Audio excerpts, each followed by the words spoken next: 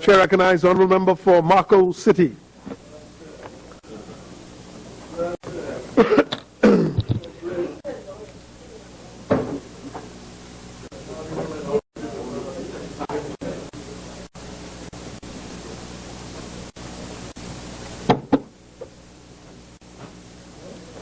Mr. Speaker,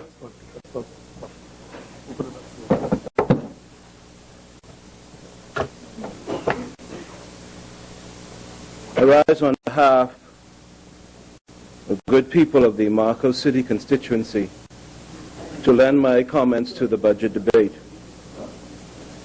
Before I do so, Mr. Speaker, I'm reminded of 3 years ago in the first budget debate in this House that I participated in. I remember making the comment that I felt the weight of this place upon me.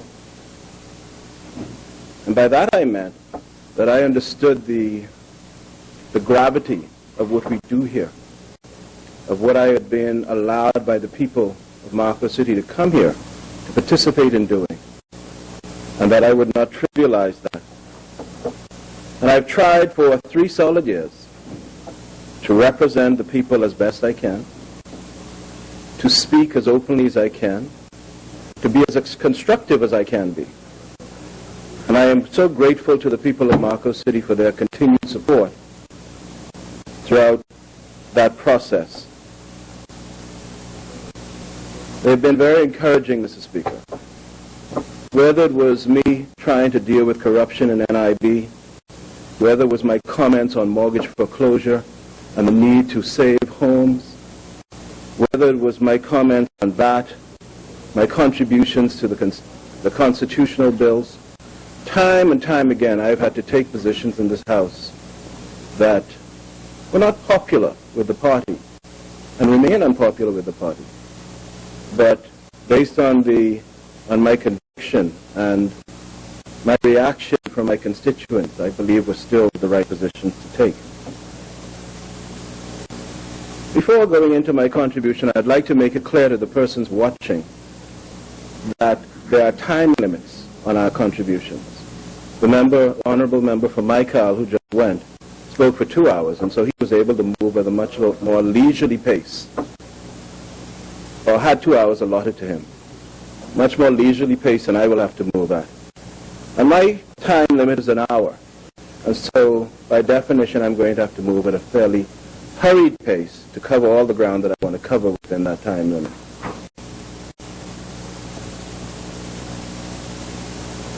Mr. Speaker, I do wonder, when I hear the contributions in this House sometimes, I wonder how many of the members of this House actually get out of their chauffeur-driven cars and walk the streets of our country.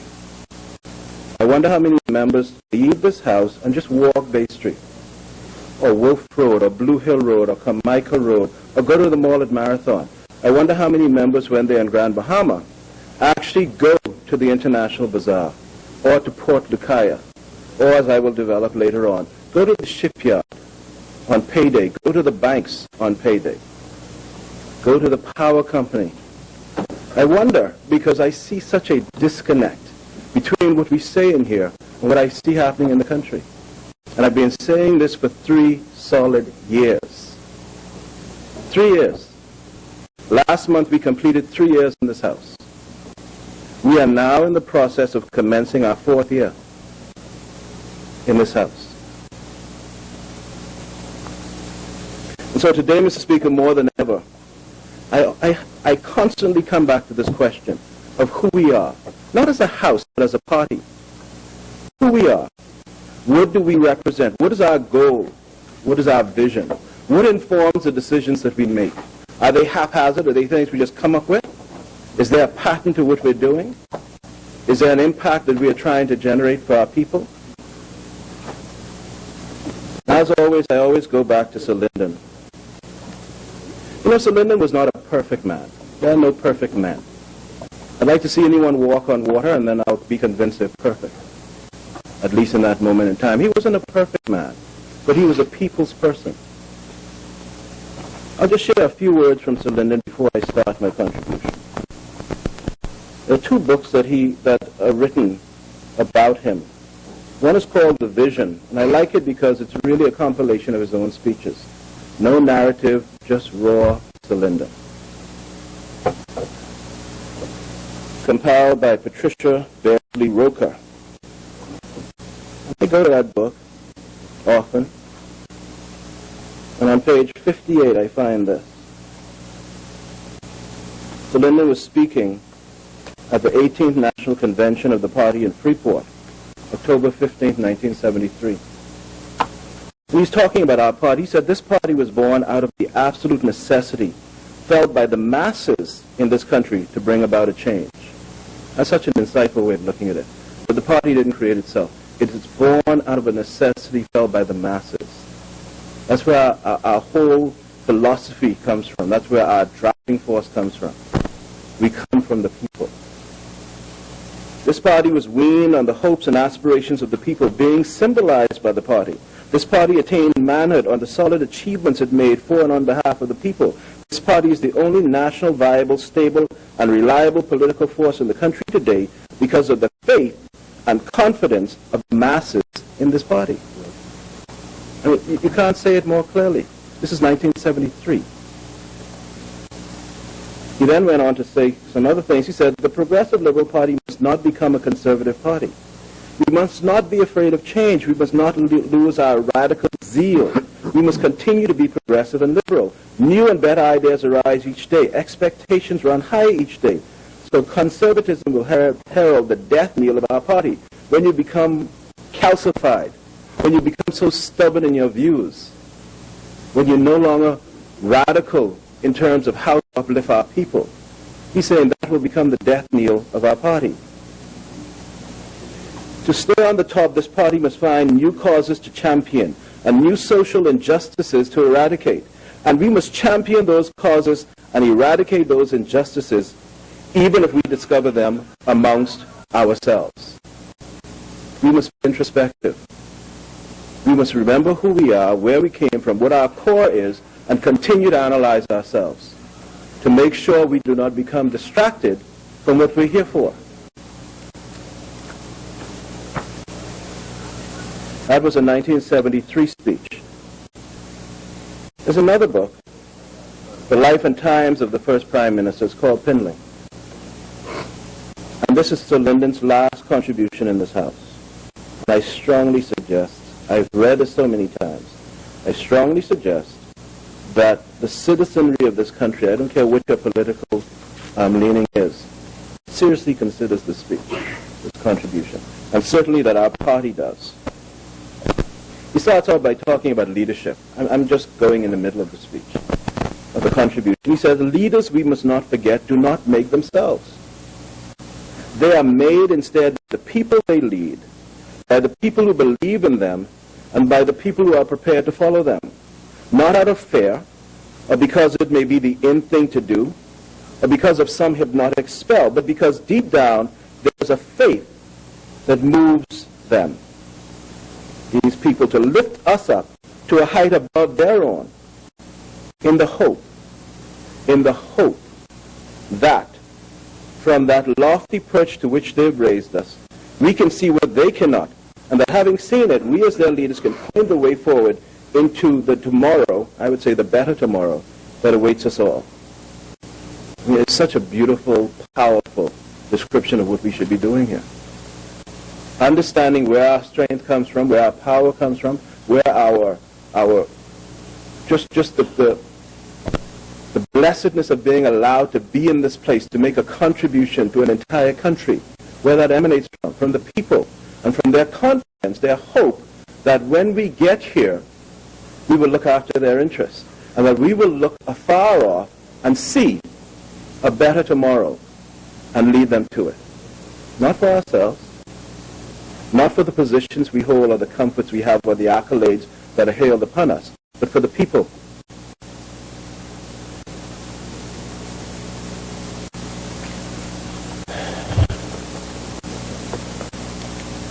He went on to say, talking about the successes of the PLP, through the party, the Bahamians acquired first-rate education at the expense of the state.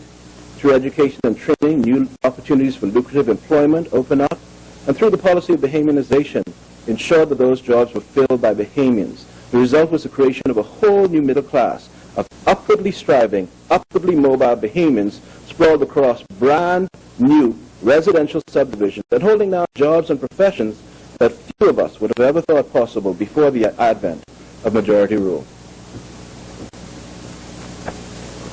That is what I believe in. That is what I am saying when I say I believe in the political philosophy of the PLP. That and nothing else.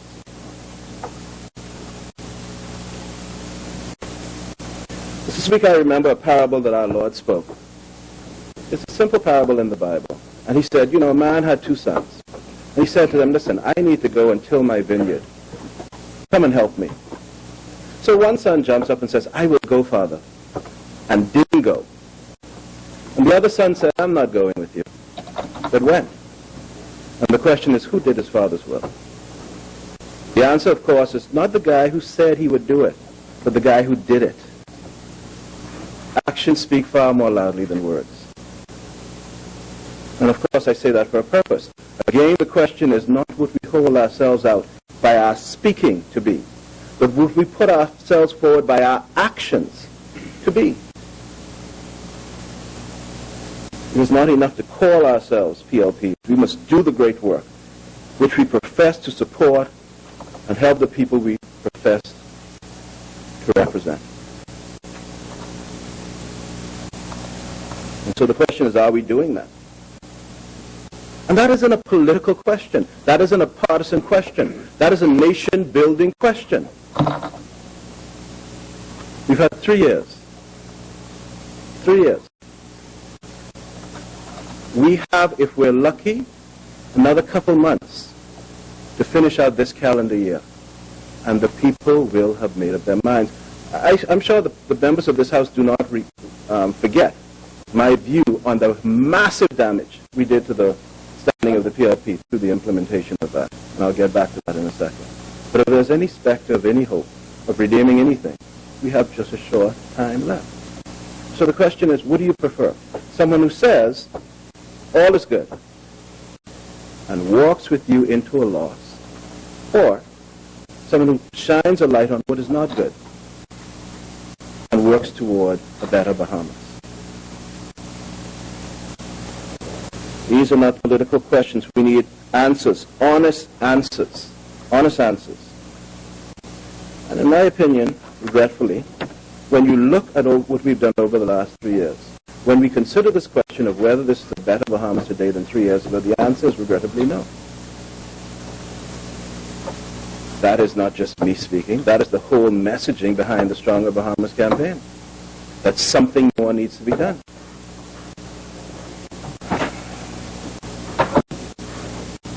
Crime, and I will develop these. Just pointing at them very quickly. Crime, mortgage relief, the electrical rates, unemployment, educational performance, work permits, taxes, transparency, law and order. It's very difficult to stand up and say any of those have been worked out. And what has our response been? To change our approach, to start to build a better structure, to make the changes within our organization that need to be made, or to just change the packaging. I look at the Stronger Bahamas, and I'm going to get to the budget in a second, but I just want to say how troubled I am by this, and I want to show why. This is the messaging on Stronger Bahamas. It's a full-page ad in today's paper. Bahamians are united for a safe, prosperous, modern future, moving forward together for a stronger Bahamas, future where we will feel safe in our streets and our homes, where there will be education, jobs, and opportunity, where our nation will be modern, our children will have a bright future. Join the movement, build the momentum. That's transferring the burden, the governance from this place to the people.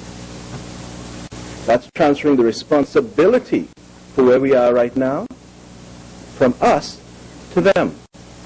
That's saying we're not the ones who are responsible for making the streets safer, We're not the ones responsible for dealing with education, jobs, and opportunities.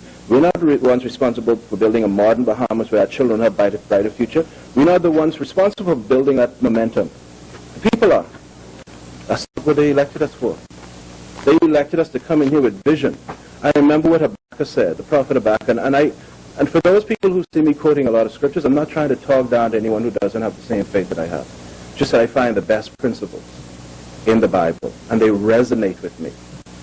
Prophet Habakkuk said it very clearly. He said, declare the vision and make it plain. Inscribe it on stones that those who receive it may run with it. Not foggy thinking, not playing with words, not anything else. Come out with a vision, clearly. Not transferring responsibility for it.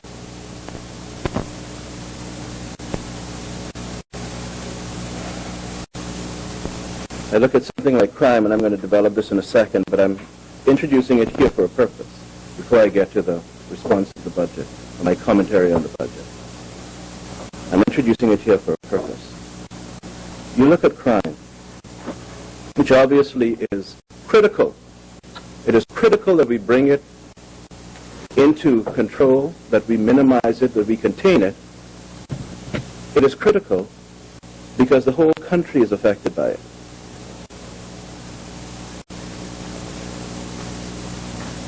But do we remember that what we do in this house and what the members of this house who are in the executive do over there, that the people are watching and that it impacts the country? Do we remember this? How can we be serious about saying we're dealing with crime when we ourselves are encouraging at least a perception, I'm not saying a reality, but a perception of lawlessness in some of our actions? How can we do certain things without understanding how they will affect the country and the views that people have out there in the country? I look at something like the Honourable Member for Micah, and Lord knows I don't hold brief one way or the other. I'm an attorney by profession. I've been practicing my profession for almost a quarter of a century now. But I do believe in law and order. I do believe that the executive does not interfere with the judiciary. I believe that is a fundamental tenet of our Constitution. And it's a fundamental requirement of law and order in this country. But when the executive is able to say the judiciary will not even have a chance to make a determination on an issue that involves a member of the executive and the legislature, why is that not alarming to everyone? When our Attorney General is able to say, we will not put any case before any court in the Bahamas where there's a conflict of evidence, and that becomes the pretext for removing something from the domain of the courts. When the Attorney General is able to say that, what happens to the fellow down at the court who hasn't confessed to anything and therefore is involved in a conflict of evidence? Why is this case going forward? And what is the standard of messaging we're sending out to the rest of the world on what we do in this country? As I say, I hold no brief one way or the other. I believe in law and order. I believe in due process. And I do not believe in the interference by the executive in the working of the judiciary. By simply not putting a case forward for the judiciary to consider. The Attorney General has an instrument called a noli prosequi, which she can exercise at any point after an action is, after prosecution is commenced, if she's convinced that a miscarriage of justice will follow. She simply puts in a noli prosequi, no prosecution, and it is withdrawn. And that is the end of it, and that is constitutional. We've seen it happen many times in our courts. But to make the determination from the very beginning that one of us will not be subject to the courts is alarming in the extreme to me. And it sends a very bad messaging out to our people. We look at urban renewal, for instance. Look at urban renewal. We have the Auditor General of the Bahamas saying there's a problem with urban renewal.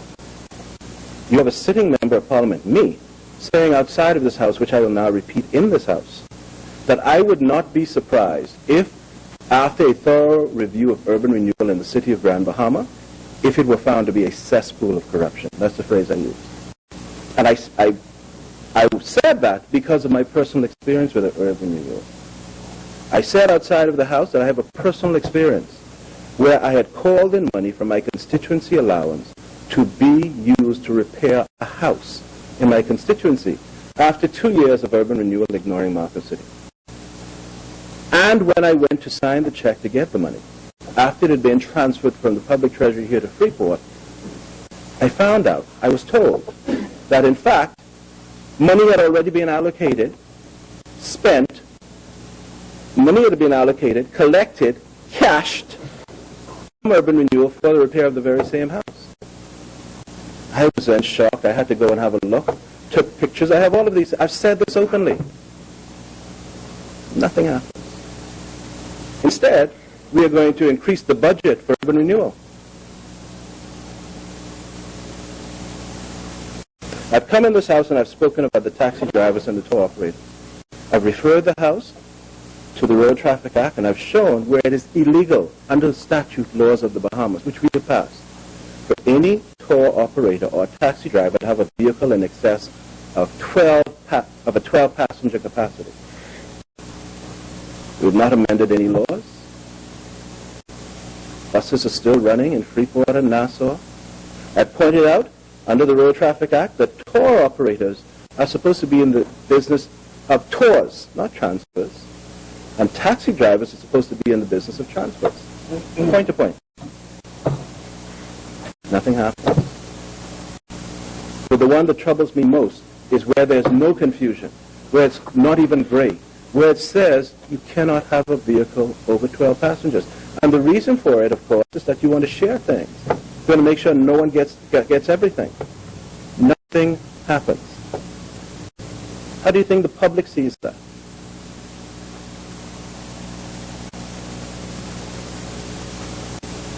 We have the Rubis bill. We have a report that hadn't been shown to anyone for years. How is this supposed to be received?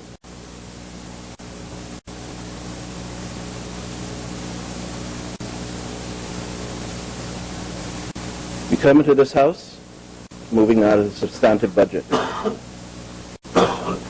and we celebrate the fruits of a massive tax increase on the most vulnerable people in our country. We're able to say, yeah, we're going to borrow less money this year. And because of that, we're able to show a reduction in GFS deficit. It's not like we're going to spend less money, because when you look at the report, we're spending actually more this year than we did before. Member yields. Yes. Chair recognizes Honourable Member for Pine Ridge. I didn't want to interrupt the member during this presentation with a statement that is very, very, very serious. He indicated that urban renewal, the line in Grand Bahama that is managed by the Ministry for Grand Bahama, if we were to unravel what is happening in urban renewal, he will find a cesspool. I didn't say that, Mr. Speaker. I said I would not be surprised if you find a cesspool of corruption. Okay, well, I would say that if you do not find a cesspool of corruption, he further went on and said that he went to the Treasury Department to deal with a matter as it relates to a constituent, home repair from his personal constituency allowance. And he found that that particular home was already repaired through an urban renewal small home repair program. That's what you insinuated. I didn't say that. That's what you insinuated. I didn't say that. I didn't insinuate that. That's the exact opposite. What did you say? Checks had been issued, they had been cashed, and not a lick of work had been done. Member for Marcos, just pause. I'll let you respond afterwards. Yes. Just complete. The member clearly clarified it. He said work was done on that same home. He said checks were cashed and works were not done. Right. That is a very serious statement that the members made. And if the member cannot produce evidence of that, I suggest that he withdraw it, because in our investigation with the Treasury Department, it was quite obviously that the statements that he's currently made is completely incorrect. Now, what I would do, sir, is I would bring that document from the from the Treasury Department to confirm that he did show up to the Treasury Department. There was a misconception, and he left the Treasury Department believing what he is saying is true, which is completely incorrect. And he needs to withdraw the statement because he's misleading this House, and he is implicating people who work in urban renewal as doing something that is illegal. It is wrong, it's very deceiving, and I suggest that he withdraw the statement or produce the facts to this House. Thank you, Honourable Member. Member for Marcocity, the member for Pine Ridge indicated that you are in error with your assertions. I think we have a contest of assertions here. I think he ought to produce what he's saying he has. But let me finish the statement if I can, Mr. Speaker, and let me give fair warning on this. I have far more than that assertion. I will. I'm happy that the minister is finally asking for it. Member, just address the chair. Thank you, Mr. Speaker. And what I will bring, Mr. Speaker, I will bring my check record to show that I got that. I'll bring the photographs to show that my people repaired it. And I will also bring a record, a written record from the contractor who was actually sent there, who told me who sent him there, and it's in writing, who named the person who sent him there, and then who tried to threaten me. I'll bring it for you. Until such time, remember, you'll withdraw the statement? If it would be appropriate and parliamentary to do so. Member, the chair doesn't need help. I will withdraw that, especially say I'm holding that in abeyance. I will bring that back. Unlike other people who say in this House they're going to bring stuff and don't, I'll bring that back. Thank you, Honourable Member. And at the time, I would like to see the response to that. You will get that.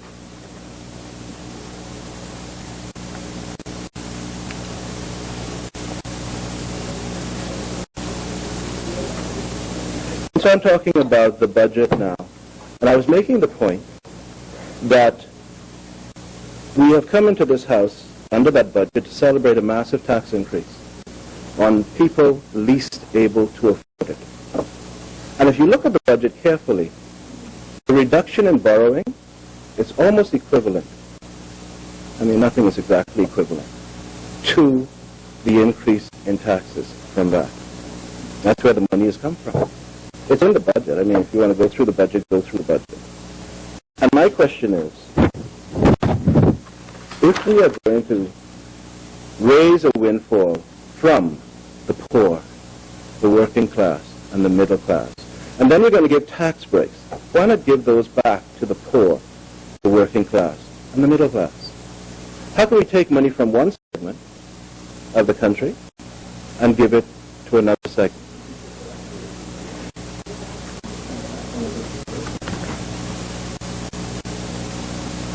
Where's the break on gasoline tax, for instance, on electricity rates? Things that they consume, since it's a consumption tax that the money was raised on. Instead, we're going to do breaks on business license fees, on real property tax, on stamp duty, and so on. And I want to spend a little more time on that, but I've introduced it. Let me deal with something before going to that. This is something I don't understand how it lines up with our philosophy. When we take an entity like BEC, and we say we're going to bring in foreign management to manage BEC, we're also going to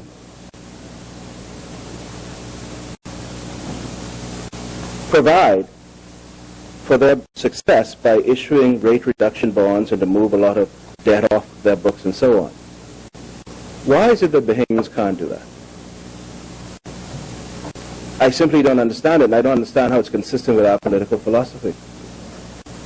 To take a corporation, and the only thing you're changing in it is moving the management from Bahamian to non-Bahamian. And if we're convinced that we need foreigners to manage BEC, why don't we need foreigners to run this government? Why don't we need foreigners to be in this House? If we're able to come here and run a country, why can't Bahamians run a corporation?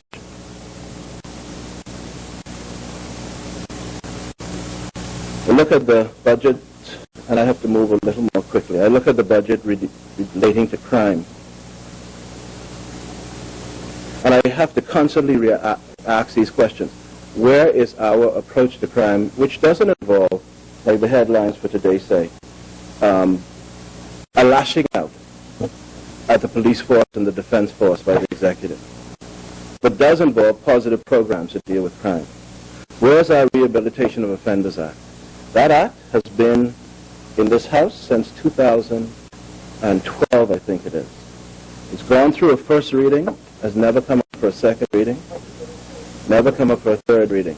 We still have a multitude of Bahamian men, particularly, who've made small mistakes during their lives and who will never be allowed to come back into civil society and have an opportunity for a job, for travel, for education, for anything, because they have this police record over their heads.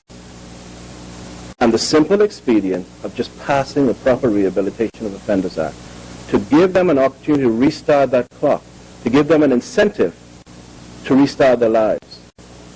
It is the second longest sitting bill on this House calendar. It's been here. We've passed all sorts of things since then, but we've never passed them. Where's the restructuring of the work permits that we were supposed to have done?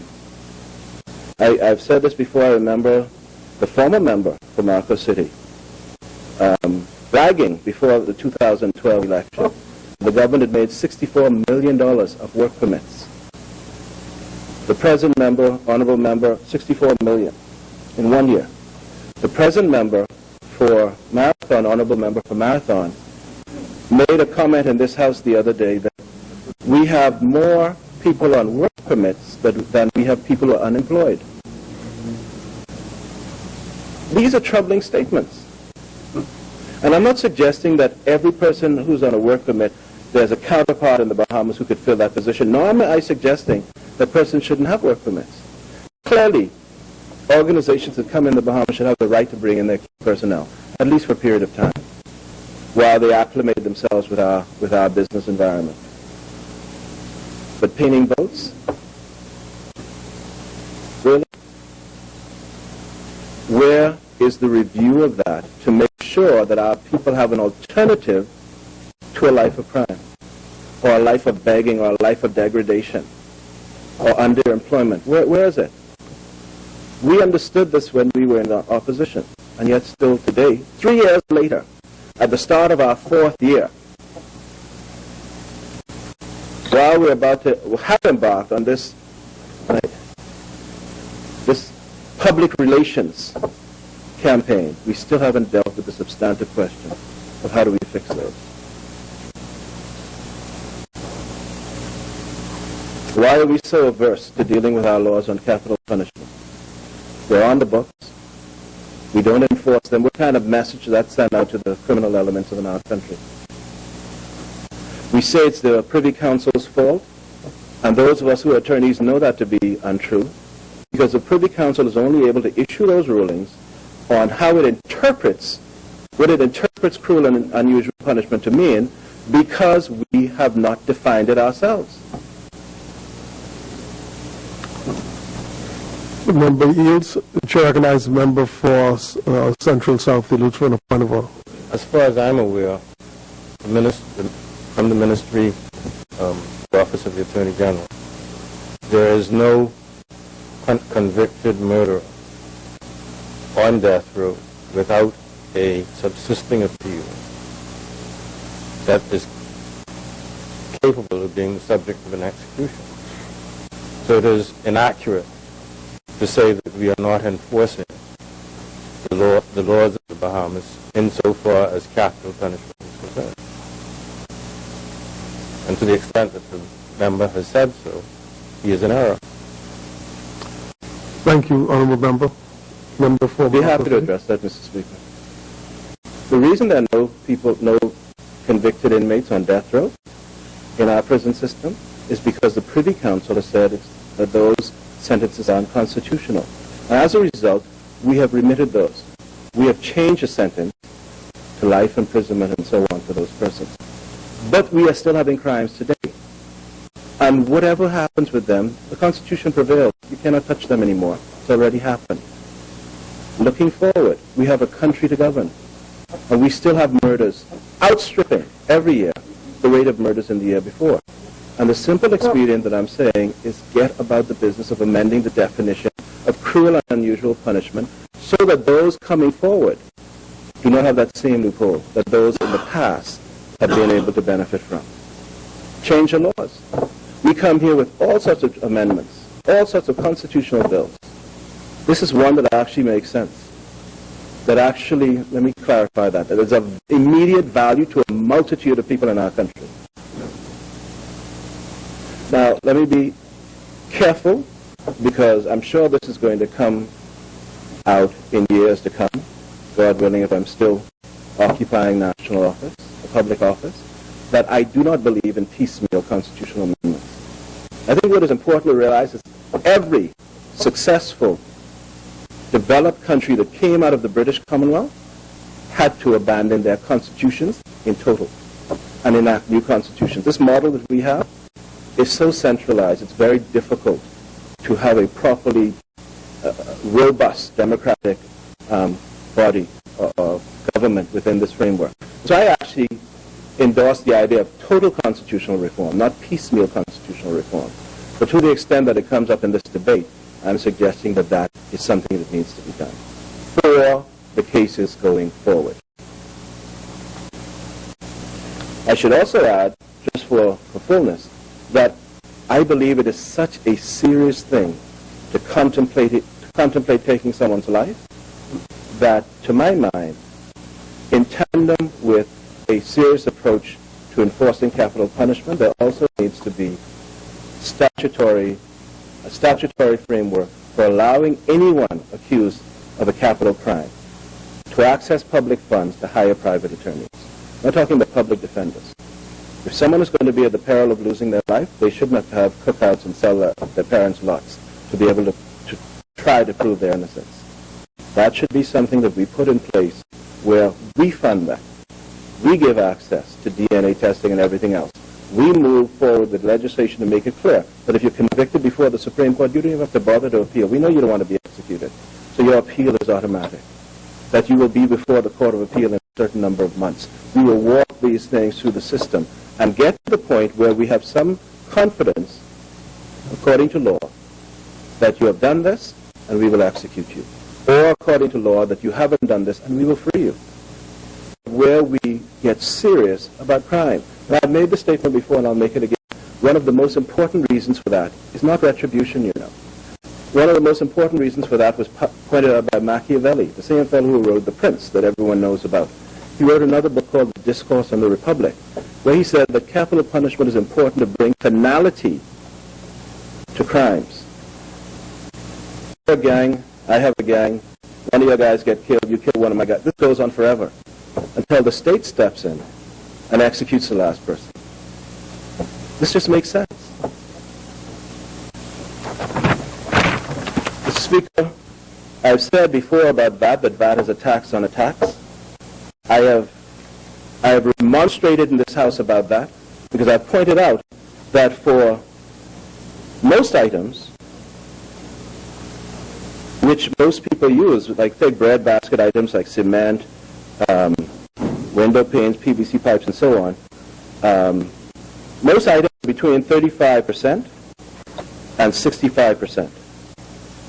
And for those items, because of the way we calculate VAT, we do not calculate VAT in the way we calculated previous taxes, where we would say, take the cost of purchase abroad, add the transportation cost, add the insurance, and put a tax on that to calculate that. We also add import duties, and then we calculate VAT on that. If anyone has an issue on that, that is one that I do actually have the form on. We add import duties before we add VAT, with the result that VAT is a tax on customs duty, not just a tax on your acquisition costs, your transportation costs, your insurance, but a tax on a tax. And so for most people, VAT is really between 10.125% and 13.875% today.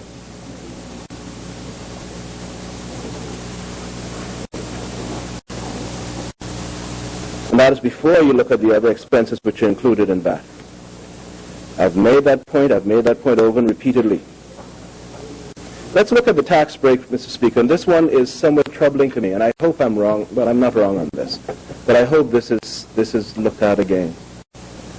say that we're going to reduce all stamp duty on the acquisition of land to 2.5%, and that for land over 100,000 it will become vatable. So you add 7.5%. And therefore, for land under 100,000, it's only 2.5. For over 100,000, it's 2.5 plus 7.5, 10%. What that ignores is that today, before we pass these amendments, there's a category of land between 100 and 250,000 that's 8% only. And for that category of land, to take the 2.5 and to add 7.5 to get 10%, it's a 25% increase in the tax on the people who are buying properties between $100,000 and $250,000.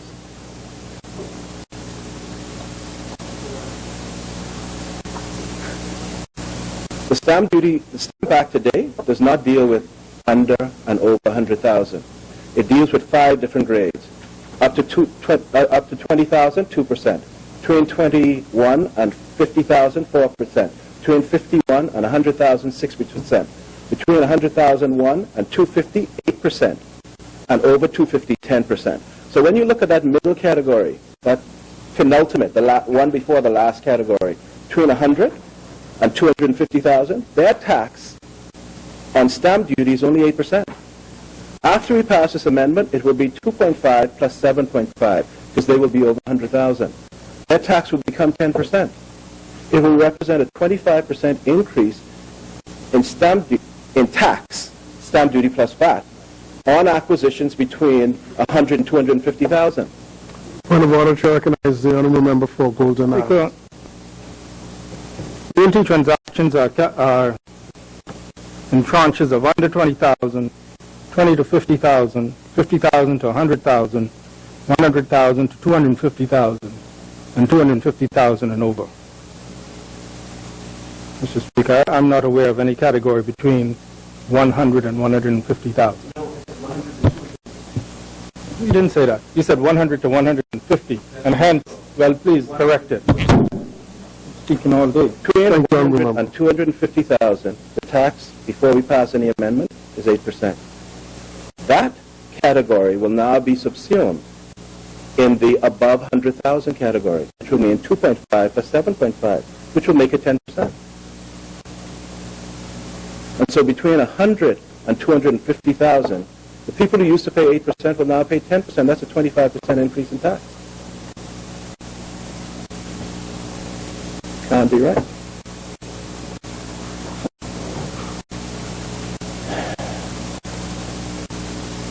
Where's the tax relief, like I said, on gas and electricity? In order to give the money back to the people we got it from. It's a consumption tax. Therefore, it comes from the people who spend money on consuming things. It's not a tax on wealth, a tax on income, a tax on estate, nothing like that. It's a consumption tax. And so if we're going to give tax breaks back to people to reallocate a portion of what we've gotten, one would think it would go back to the people we got it from. That's not happening. The idea of the cars troubles me, Mr. Speaker.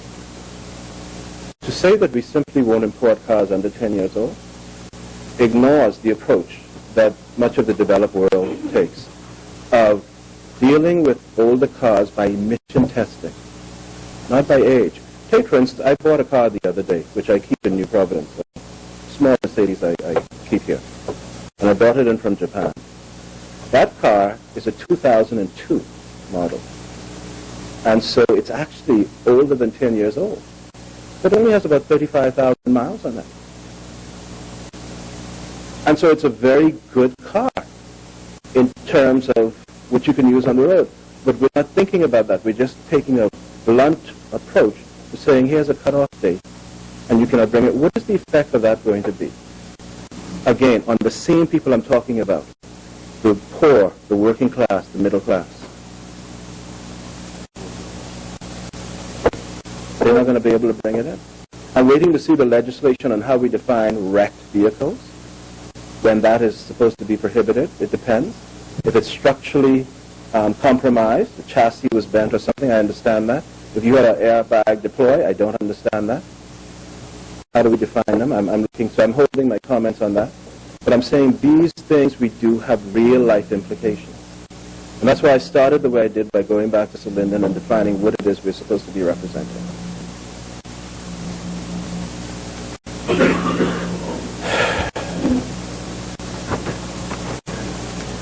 Mr. Speaker, I want to spend a few minutes on this because this troubles me in a bit.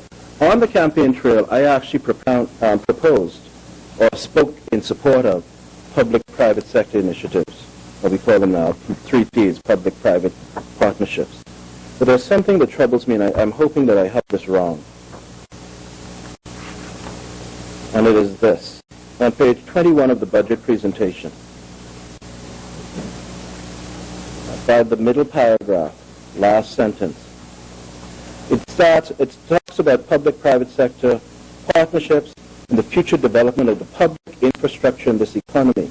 That's a little troubling when you say that way. And I assumed I got it wrong at that point. Then it goes on to say, and where and when necessary and appropriate, we must also be prepared to envisage the need for users to contribute to the cost of certain infrastructural investment. Again, the details have to be looked at. But if what you're saying by users is money comes out of the public purse, I understand that. But if what you're saying by users is that they must pay for the use of the facilities and infrastructures that are built through public-private initiatives, it's troubling.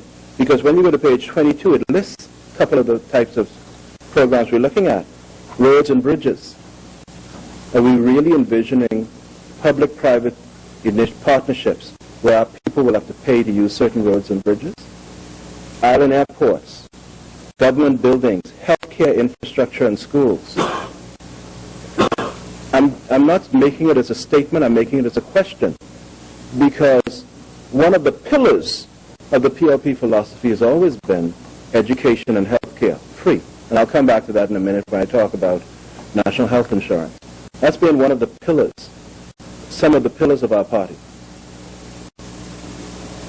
And if we're really contemplating that, and if we're really, as an executive, in the process of finalizing heads of agreements on that, I would strongly suggest we give serious consideration to the implication of that.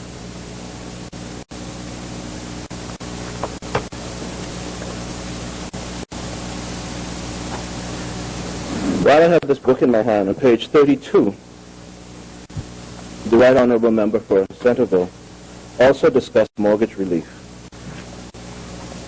And essentially, without trying to quote him verbatim, and I'm paraphrasing in as best a summary as I can manage on my feet, he essentially said that the banks are looking at it again and, a mechanism is being considered and he's confident something positive will come out of it. That's the same thing we said for 2 budget cycles now. And meanwhile, thousands of homes have been lost. And by that, I place that only, before people jump up on that too, empirically on the advertisements you see in the papers, the amount of homes that are being advertised. So whether it's hundreds or thousands, I don't know. I have no empirical data on that. But I know hundreds are being advertised weekly. And this has been going on for years. The present Chief Justice, when he was sitting as a Justice of the Supreme Court in 1996, in a case called Citibank and Colony Rentals Limited, 1996 DHSJ number 85, had occasion to look at our law and the mission in our law to provide one crucial power to our judges, which would deal with the whole mortgage foreclosure issue without a penny to our government. And he had occasion to consider Section 36 of the Administration of Justice Act of the United Kingdom, 1970. I spoke about this on the campaign trail. I've been in this House no less than about 4 times, speaking on this and begging this House to give our court the discretion that the President Chief Justice, when he was a Justice of the Supreme Court, indicated the court didn't have it. And that discretion, without going through a long legal review of it, is simply this. It's something everyone could understand. Today, if a bank or insurance company has a mortgage from you and wants to sell your house, they can simply sell it. They don't have to ask anyone. They don't go through any process. There's no oversight, nothing.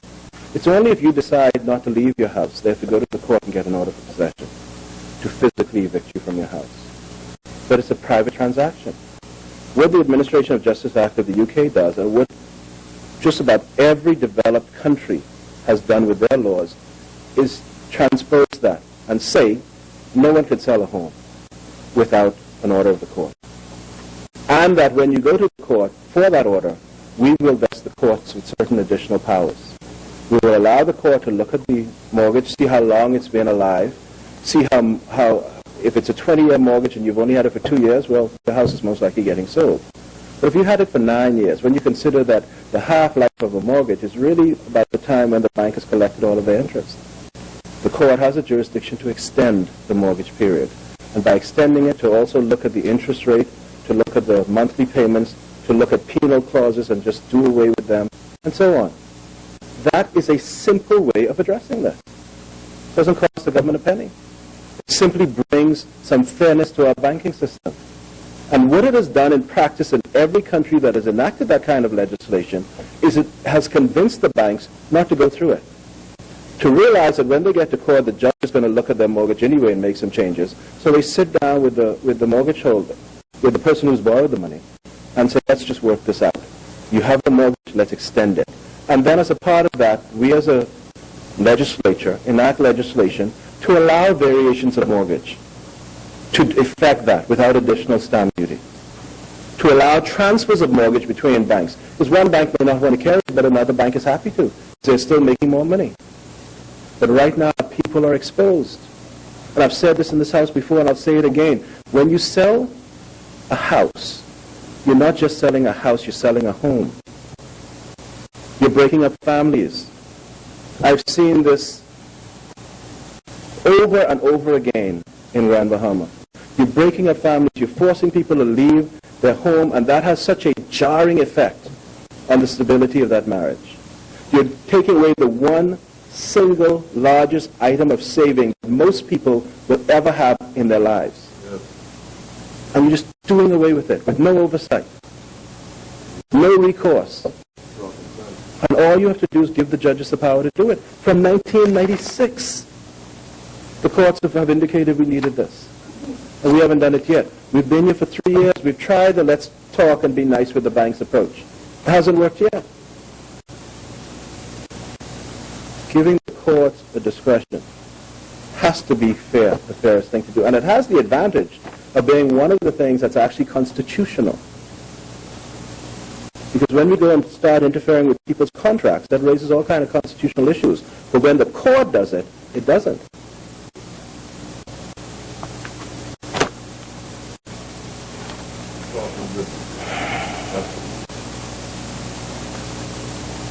National health insurance, Mr. Speaker.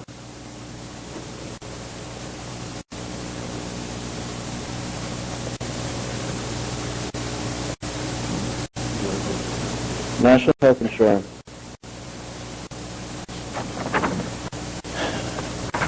I'll just put it this way.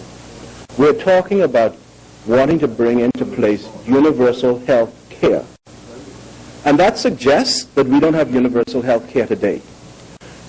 Again, in the presentation by the Right Honourable Member for Centreville, he actually went so far as to say, and if we do this, this will be the single most important thing we've done since 1973. And that totally ignores that the PLP did this a long time ago. We have universal health care in the form of our public health system. What we're talking about now is not creating a universal health care system, you know. We're talking about a mechanism to get the people to pay for it. That's what we're talking about. We're talking about making sure that people who are now able to go into the public hospital and be treated free will now have to pay a premium to go into a public hospital. We're talking about dismantling one of the planks of the PLP social agenda, access to health care. And I say that because the only, again, people jumping up and down, so let me be careful with this. I see the point that we need to fund our public health system better. I see the point that we need more equipment and expertise in the public health system. But how do you jump from there to saying, and people need to pay for that? Yes, healthcare is the largest single budget item in our budget, period. It eclipses everything else. Yeah. But that is not an excuse to remove the benefit and the safeguard we have in our PLP-created system of free health care. It's already there. Improve the hospitals. We need more equipment, put the equipment in. We need more doctors, put them in. And while we're at it, I would strongly suggest, and I know this is something that offends across party lines, but I'll say it anyway. I strongly suggest we give serious thought to taking private physicians out of public health care, out of the facility. If I could have my law office in the court, I'd be rich. I just sit in there, and when a guy comes to me, and I'm a public defender, I can say, yeah, but you can see me in my private law office now, and you'll get even more expedited service. I'll make a lot of money. And we are doing something very akin to that. I'm not saying it is that. I'm saying it's akin to that. If we have a building that's a public hospital, why do we have private doctors in it? Whatever the arrangement is, and I don't want to call the names, although I have information. I don't want to call. All I want to say is, while we're about the business of trying to reform healthcare, let's reform it with a view to giving better healthcare to the people in a manner that's consistent with the philosophy of this party of free healthcare. Well, you're talking good. I don't understand it. I don't understand the. We start to sneak little fees in here and there. But like our educational system, our healthcare system are both meant to be free, create a level playing field. Yes, under the Education Act, you can sneak in fees for education. In the beginning, we resisted that, but now we've snuck in some more. And similarly with healthcare. But we ought to be getting back to what is fundamental to who we are. Not just for our party's benefit, you know, but for the people's benefit. We are the people's party.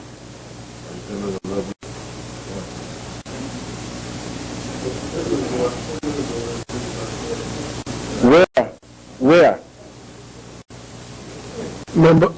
Member yields.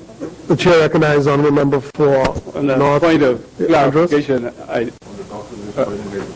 On the clarification, yes, give the floor. the issue of universal health care is not geared to charge people for care. What has actually happened in our society over the years, and you are right, health care used to be free, but it's long since not been free. And so if you, ordinary people going to the hospital are now charged. If you go to the public clinics, you are charged. And that's what created the problem. Universal health, the sine qua non of universal health care is to remove money from the point of care. That's what it means. So you're a bit mixed up there. But the problem has happened before. We are trying, in some ways, trying to fix it. By charging? No, we're not charging.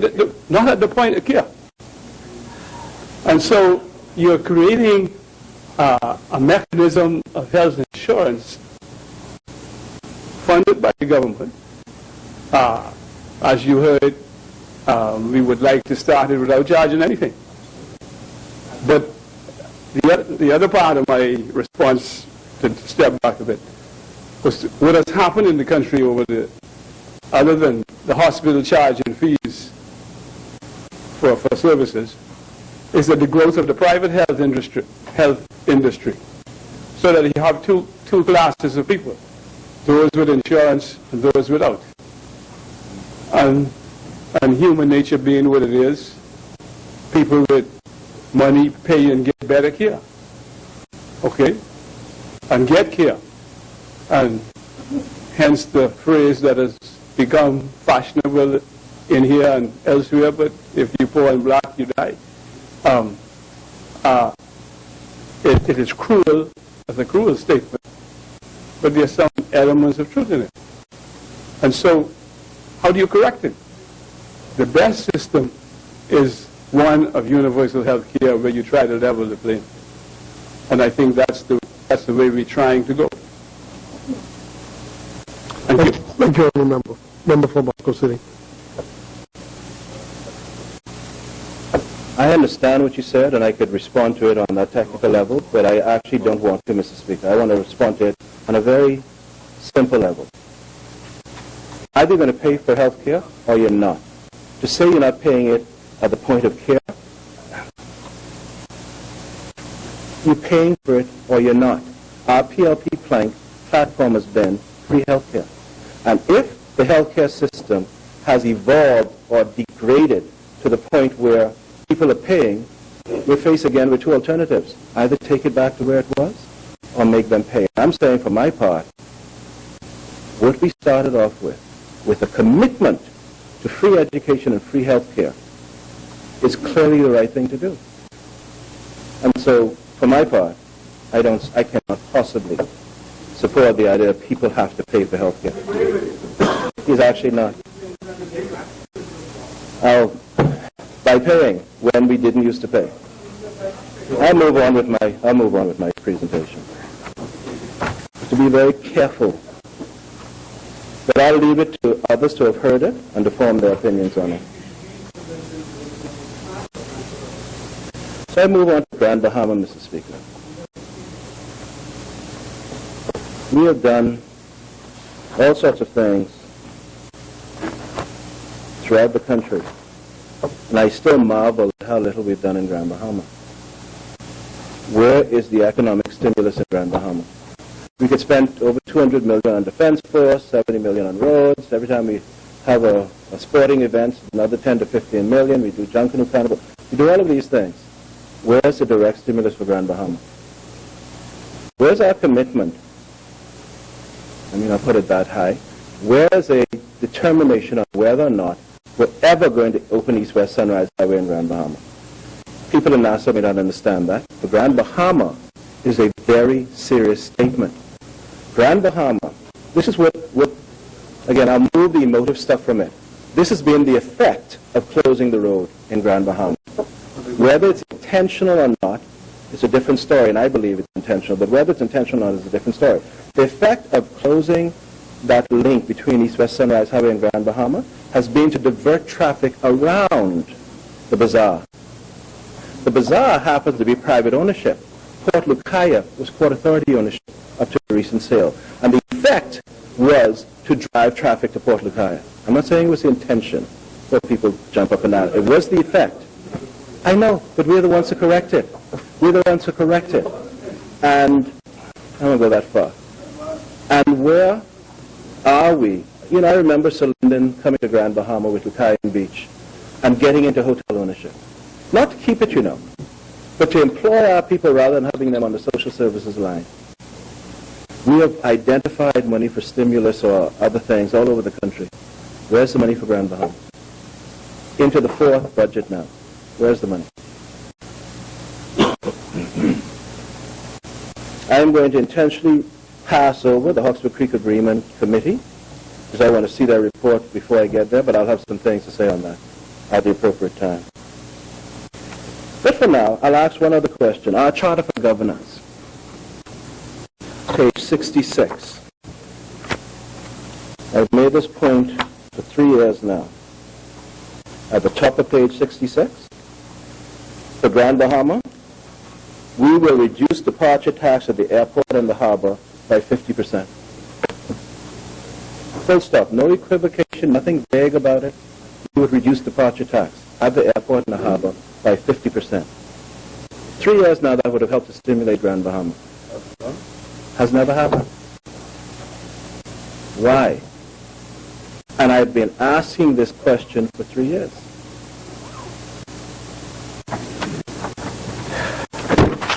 Now we're talking, and again, please listen on this one, because I'm going to go for 3 more minutes and then transition. We're now talking about setting up a cruise ship terminal in East End. I'm sure the Honourable Member for East Grand Bahama is delighted by that. But what would be the effect of that? We know that Carnival built a cruise ship terminal in Turks and Caicos Island, and we know that cruise ship terminal was an extension, essentially, of the cruise ship itself. Owned by Carnival, populated by Carnival, run by Carnival, and the people came there and there alone. If we move the cruise ship terminal to East Grand Bahama, on that same model, what happens to the welfare of the people who are now getting what little crumbs they get now from the cruise ship, from Grand Bahama? proposal I heard for a carnival. These fine distinctions, Mr. Speaker, really, I'm not trying to be difficult with this, but they trouble me. Let's say we're only talking about carnival, and that's what I just said just now. If we're only talking about carnival, what happens to carnival ships? What happens to the traffic that would have been generated through carnival that are now on their self-contained harbor, their self-contained terminal?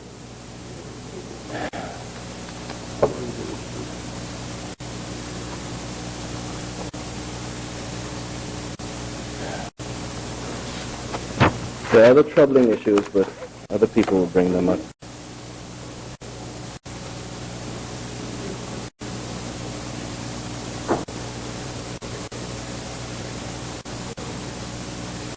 Again, we come to this place to represent the people, and in this party, the people are supposed to be those who are disadvantaged and we're lifting up. And I continue to look for it. I've spoken in this place on this for 3 years, Mr. Speaker. And for my part,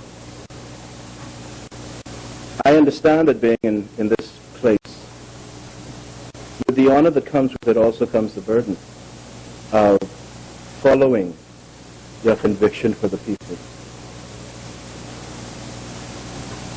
And I don't take any offense at persons having different views, but I do demand to understand where we are going. I drive through Nassau, for instance, and I go through what people would passingly call the inner cities of Nassau. I grew up on Key West Street, off East Street, between Hollow Avenue and Balfour, kind of the heart of Nassau. Christine and Johnny's was like Disney World to us on East Street. Yeah. I was schooled at Columbus Primary, and we'd walk through all the way down to Wolf Road and go to school. I did all this until I was 9 years old. That is where my navel string is. And I drive through there now and I see the same place I left in 1972.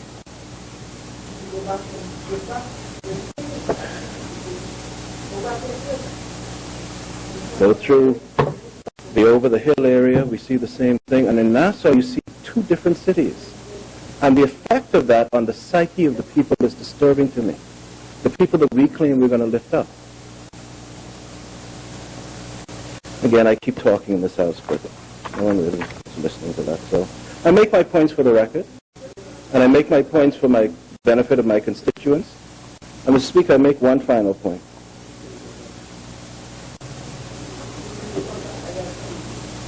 This is Rule 23, sub 3 of our rules. By the time I come back to this House, Mr. Speaker, you are going to be required to exercise a discretion under Rule 23, sub 3, regarding the seating of members in this House. Because tonight, I'm going to resign as a member of the PLP. I cannot continue with this party in the manner in which it's operating right now. That resignation will go out during the course of tomorrow to the Speaker, to the leader of our party, to the chairman of the party. I strongly encourage this party to look not at window dressing, but at changes. We clearly have a problem with leadership. We clearly have a problem of leadership both at executive level and at the party level. I'll follow my conscience on this, Mr. Speaker, and I will ask to be reseated at the next sitting. Thank you, Mr. Speaker.